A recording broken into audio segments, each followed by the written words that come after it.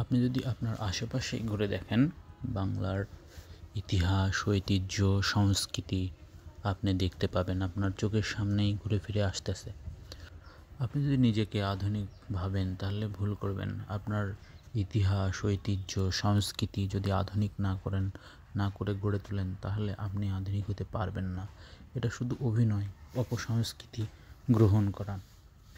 আসলে আরও অনেক কথা বলা যায়। আপনারা দেখছেন আসলে বাংলাদেশের শ্রমিকের মূল্য অনেক কম। কত পরিশ্রম করে একটি কাজ করতে হয়, কত সুন্দর করে একটি কাজ তৈরি করতে হয়। আসলে এরা সবাই শিল্পী, এই শিল্পীদের হাতে গড়া এই সুন্দর, আপনারা দেখছেন যে এই সুন্দর মাটির কারুকাজ, এই মাটির কাজগুলো আসলে ধাপে ধাপে করতে হয়। প্রথমে মাটি পেস্ট করতে হয়, মাটি পেস্ট করে একটি ফ্রেমে কাজগুলো তৈরি করতে হয়। ফ্রেমে তৈরি করে চুলাতে সুন্দর করে গুছিয়ে সাজাইতে হয়।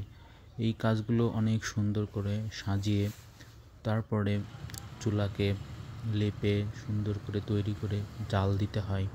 আসলে জাল দেওয়ার পরিশ্রমটা অনেক বেশি।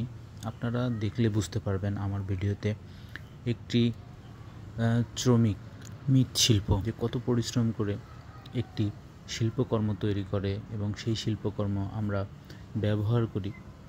আসলে খুবই দুঃখজনক যে আমাদের দেশের শ্রমিকের শ্রমের মূল্য অনেক কম। এত পরিশ্রমের পরে তারা সঠিক মূল্য পায় না। হয়তো আমাদের এই শিল্প টিকিয়ে রাখা খুব কঠিন হয়ে যাবে আমরা যদি সঠিক মূল্য না দিয়ে কিনি। তাদের বাঁচিয়ে রাখার জন্য আমাদের অবশ্যই সঠিক মূল্য দিয়ে কিনতে হবে এবং তাদের